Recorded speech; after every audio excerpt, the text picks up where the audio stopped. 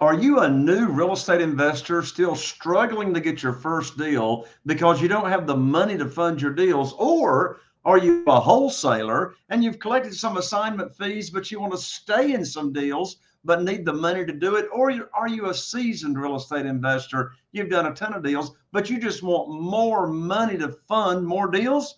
Well, if you answered yes to any of those three questions, don't go anywhere. I'm getting ready to plug you to the money right now.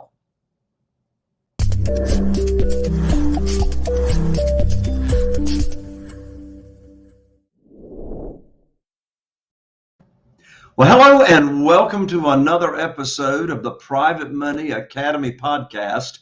I'm Jay Conner, your host, also known as the Private Money Authority.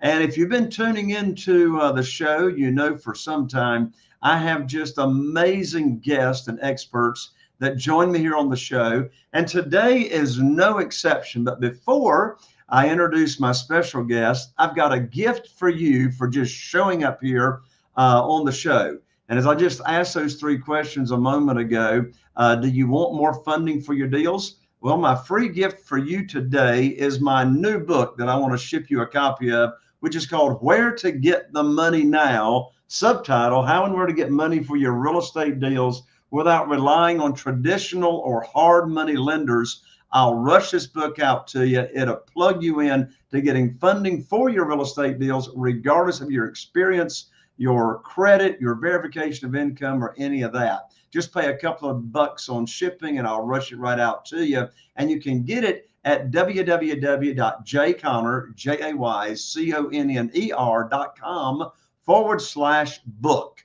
That's jayconner.com/book. Well, my guest today has got quite the story. In fact, he manages over $40 million in private money. You see why this is one of my favorite guests for this entire year. We're going to be talking about private money. And these funds is deployed into multifamily real estate and apartments. And my guest has been involved in over 1,000, that's right, 1,000 wholesale, rehab, rental, foreclosures, and apartment transactions, just about any real estate transaction you can think of. And he currently holds a portfolio of over 3,000 cash flowing apartments. In addition to that, he's the founder, the CEO of a variety of, it's called Freeland Ventures. And also he's a strategic real estate coach. He's a true entrepreneur. And in fact, he has never had a boss, employer, his entire adult life. Quite a story, a lot of experience to share with us. And of course, he's an expert when it comes to raising capital. With that, my good friend and guest, Josh Cantwell, welcome to the show. Hey, thanks so much, Jay, for having me on. I've been looking forward to this all day. I got invited to the show. So excited to be here. So thanks for having me on. Absolute. I'm excited to have you on. We get to talk today about my favorite subject, which is private money. But before we get on the subject of private money, first tell everybody, how'd you get into real estate? Listen, Jay, I kind of fell into it just through sort of life experiences. When I graduated from college, my dad who's an entrepreneur, and my father almost ripped my head off when I went into the financial services world. My dad was in financial services. He did employee benefits. And so I followed his footsteps. I did internships for him when I was in college, and I jumped in and got my Series 6 license, my life and health licenses and things like that. Fast forward a few years, I was making a great six-figure income as a 24-year-old, but I realized that a lot of my best clients, my biggest clients, did not have all their money in the stock market. They actually owned apartment buildings. They owned strip centers. They owned rental properties. They leased those buildings out and were making positive cash flow. And no matter how hard I tried, Jay, I couldn't pry those dollars out of the real estate business and get them into the stock market. So I actually took notice and said, well, look, they must be up to something because they seem so married to those assets. They won't give them up the money in real estate. So I paid attention. Quickly, I realized that they were up to something and they had something that which was passive income. And I quickly started learning about real estate, bought my first few investment properties, and ultimately decided to quit my job as a financial planner cold turkey back in 2005 to jump into real estate full time. And how old were you when you went full-time real estate? I was 29 years old. I was, I had a number of years of experience, but kind of doing both, doing real estate on the side as a side hustle and still serving my clients in the financial services world. But one of the benefits, Jay, of that is when we're talking about, your expertise and your niche of private money, I was very fortunate at the very early age of my early 20s to have clients that were 3 and 4 times as old as I was, right? They're in their 60s, they were in their 80s. And I got very comfortable talking to people about private money, about capital, about raising money, deploying it, being in the stock market, talking about their financial goals, objectives, risk tolerance. I got very, very good at all that at a very young age. And so today, now I'm 45 years old, and that experience, which again, my father almost killed me for doing it, but that experience at a very young age has served me really well the last 10 years, especially in raising money and doing much larger commercial deals. Yeah. What I have observed with, myself in the world of private money, and also the many students that we've helped raise a lot of private money, it seems as though one of the best skills to have to be successful in attracting the funding and teaching other people what it's all about really comes down to not only your confidence and knowing what you're talking about, but also your communication skills. Would you agree with that? Oh, no question about it. No question about it. Being able to communicate. And honestly, Jay, as you well know, raising money, talking about people about money is really just a conversation, right? It's about leading a person down a path, asking the right questions, and having a conversation. It's truly not a pitch. People think, oh, I pitched this. I've raised and deployed $80 million. We have 40 million deployed right now as we're doing this discussion. But I never felt like I was pitching someone, especially with my experience being in the stock market, was that I'm just kind of comparing the stock market, the volatility of the market, the ups and downs of the market, to the safety, the security, and the predictability of real estate. At the end of the day, I'll leave it up to that investor what they want to do. And fortunately, they usually make what I think is the right decision of investing in real estate, at least with a big portion of their portfolio. The reason why I do still like stocks, bonds, mutual funds in some cases is simply because it's so liquid, Jay, as you know. You could snap your fingers, you could get liquid, you could go buy something else, you could pay for whatever you need. It's super liquid. Real estate, as we know, is not so liquid. So having these types of discussions around, look, the stock market for the last 100 years has averaged a 9% return. If you talk to any financial advisor, they'll use a 7% blended return on a portfolio because you mix in stocks, bonds, mutual funds, and secure investments. 7%. That's before, right? And I'm talking to you, Jay, like I'm talking to one of these guys that I'm presenting to. So hopefully this is valuable for your audience. But that's before the 7%, before fees and commissions. So you're really down. The average mutual fund has a 3.14% internal expense ratio between the commissions, the 12B1 fees, the expense ratios. There's 13 different fees in your average mutual fund. That's not even disclosed up front. It's buried in the prospectus, 13. So when you take that 7% average return and then you take out those fees, the average investor doesn't know it, but over the long haul, they're going to get about a 4 to 5% net return. And when I just educate people about that, and then I talk about, hey, you can make a private lender loan, or you can invest in an apartment, or you could do a loan or a JV deal on a rental property, and you're going to net over 10% plus possibly more with equity. It's just a discussion. It's not a pitch. That's what I think people need to understand. If we just educate the common investor, the mom and pops, whether they're accredited, non-accredited, about what actually has been happening in the stock market for the last 100 years, that's irrefutable proof. We just have to educate them on it and let them make a good decision for themselves. I tell people all the time, of course, I don't have 40 million deployed. I've got 8 million deployed right Hey, now that's good. 8 million is a lot. That's big, that's on great. single family houses. And I tell people all the time, I've never asked anybody for money. That's right. I've never asked anybody for money. And it all comes down to exactly what you just said, Josh. And that is, they say, well, how do you do that then? Well, you do what Josh just said, and that is you put on your teacher hat and you educate them. So we've got 47 private lenders right now that are loaning us money on deals, investing in our deals. And first of all, not one of them, and they'll tell you this, not one of them had ever heard of this world of private money. They didn't know what it was. That's right. And none of them had ever heard of self-directed IRAs, which I hope that sticks around for a while. That's back in the headlines these days. Yeah, it is. But anyway, self-directed IRAs. So, Josh, why don't you take a moment and tell our audience why is it important to know what a self-directed IRA is, and how does that relate to attracting private money? Sure. Yeah. Self-directed IRAs is, of course, a huge part of being a real estate investor, a successful real estate investor. And Jay, what I tell people is, look, is funding equals freedom.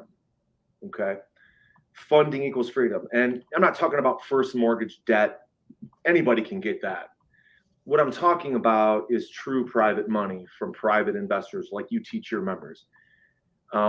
Getting those dollars, not hard money, not bank financing, but true mom and pop private money. That's what provides freedom. Because even if you do a $20 million apartment deal, I'm actually making an offer on an apartment deal next week for $100 million. We'll have to raise $30 million of private money. A big piece of that $30 million will come from, a private equity fund, but we'll probably have to raise $10 million from mom and pop private investors. And a lot of them have self-directed IRAs. Self-directed IRA is simply an IRA like you think of anything else, but instead of investing it in traditional investments like stocks, bonds, mutual funds, you can invest and self-direct it into alternative assets. It could be crypto, could be oil and gas, it could be cannabis, it could be, some sort of e-commerce deal, it could be a private placement memorandum, an apartment, but it's self-directed. So people are sourcing self-created deals. Now, Jay, you and I both know that some of the very best deals are the deals that are not done in the public markets, but they're done in the private markets.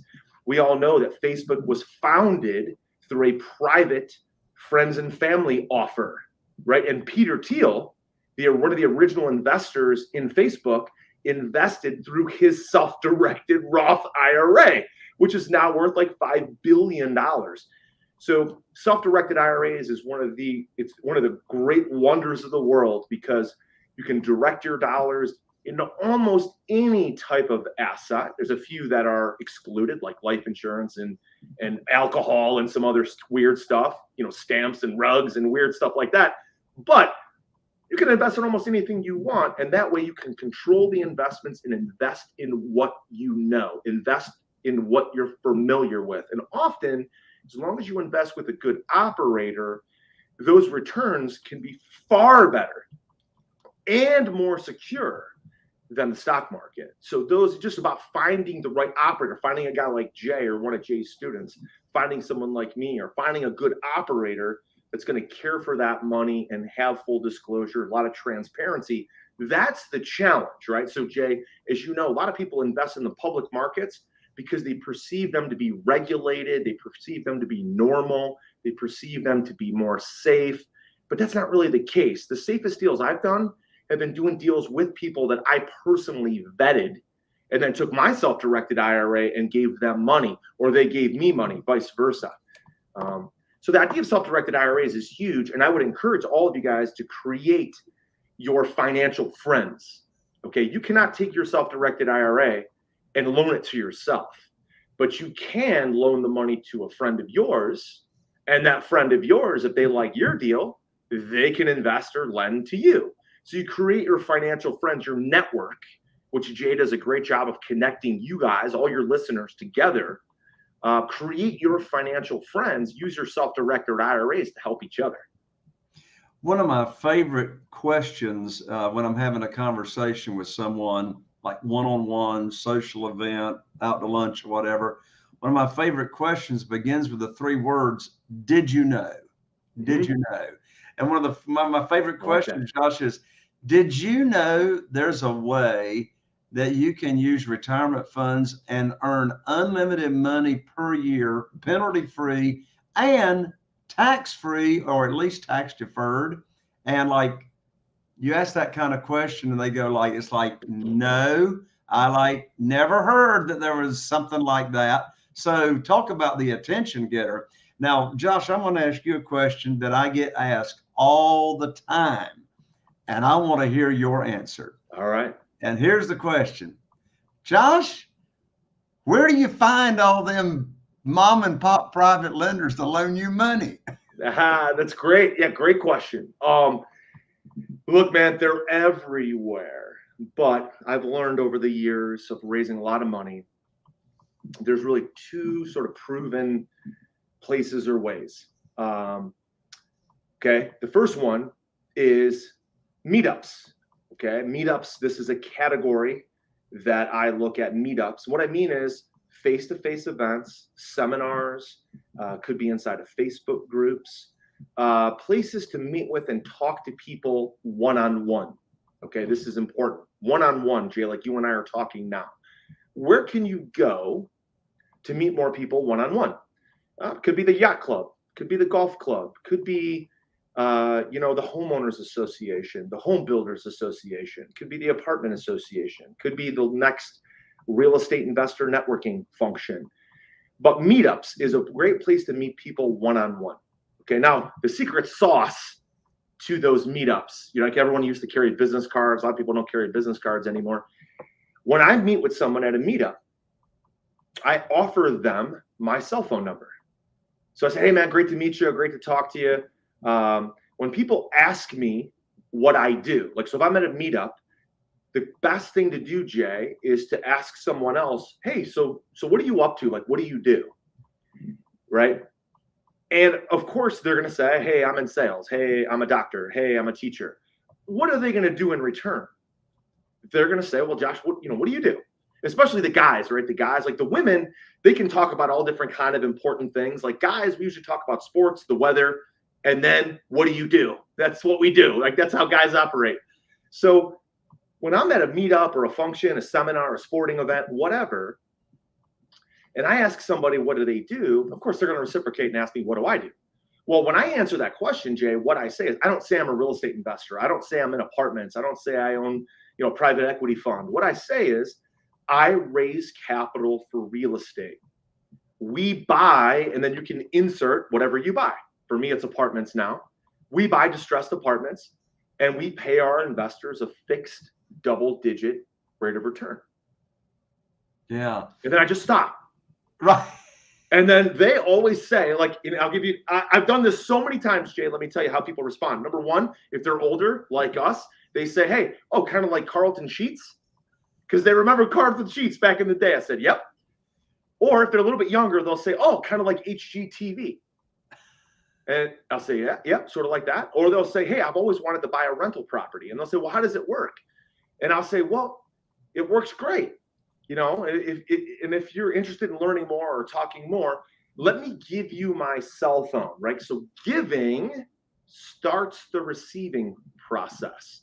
So giving, I give them, I said, hey, look, you know what? Like we're at this game or we're at this function, we're networking. We can definitely dive into it. I'd love to share it with you. And you could even use the comment, Jay, you just used, which is the did you know, right? That did you know comment, add that in. That's a little bit of good spice right there. And then what are they going to do? I say, hey, let me give you my phone number. Why don't you text me back with your number? And, next week I'll follow up and we can, get on a Zoom call or we can get, face-to-face, get a beer, grab some soup, whatever. So that's the first place is meetups. Now, anymore for me, I don't do a lot of these meetups, but it's great for people to get started. Okay. There's one-on-one. What I do today is what I call the one-to-many approach. The one-to-many approach is that we've created a content machine. We're leveraging technology, podcasting, YouTube, StreamYard, blog posts, Facebook groups, Facebook Lives, LinkedIn groups. And we put out so much content. And honestly, and Jay, it starts with podcasting because I have a voice. I don't want to sit and type and write or create graphic images. What I want to do is talk. I want to put out my message. And then my team of writers, content creators, graphic designers, they can create all kind of things from podcasts. And then that always leads to the next step, which is engagement. Engagement is when we're asking them to opt in, right? So whether you're at the meetup, the opt-in comes in the form of exchanging the cell phone numbers. If you're running and building a content machine so you can recruit investors online, the next step is to get them to engage through an opt-in, which means they visit your website, they opt into your investor portal, or they opt in for a free report, or they opt in to buy one of your books, Jay, like you just offered, and they engage, right? And then there's a follow-up process from there, but that's really where it starts, is those two ways. I don't do a lot of meetups anymore. I do speaking engagements from time to time, but we are a content machine. I put out about 3 or 4 podcasts a week, and we recruit hundreds and hundreds of new investors a year because they we feel authentic. They like our content. We're following up constantly through new content, and then they opt in and engage, and then we take them down another path from there. But that's where it begins. Wow, I love it, Josh. I love it. Well, I tell you what, man, I can't believe the time is going by so fast. We have one participant here shot in a question. What do you see happening in real estate over the next 6 months? Yeah, great question. Look, we're an inflationary market, no question about it. So for sure, in 6 months, values are going to be up.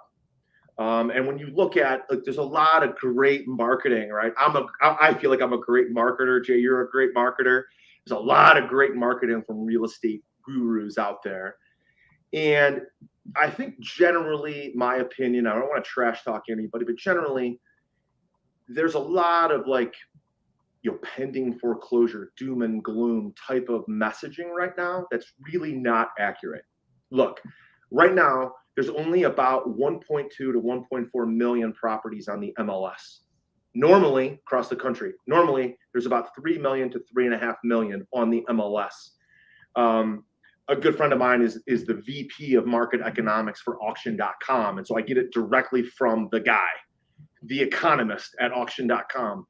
And look, inventory is down about 55%. So right now, Jay, simple supply and demand. There's more demand than supply, so prices are going up.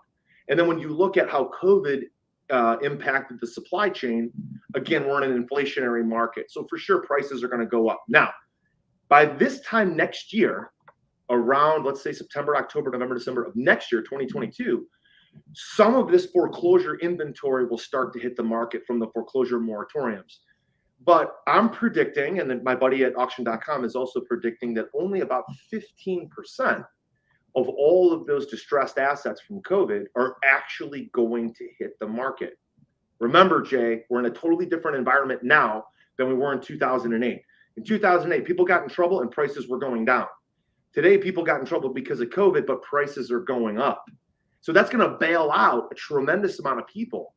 And so here's what's going to happen over the next 6 months for sure is prices are going to continue to go up.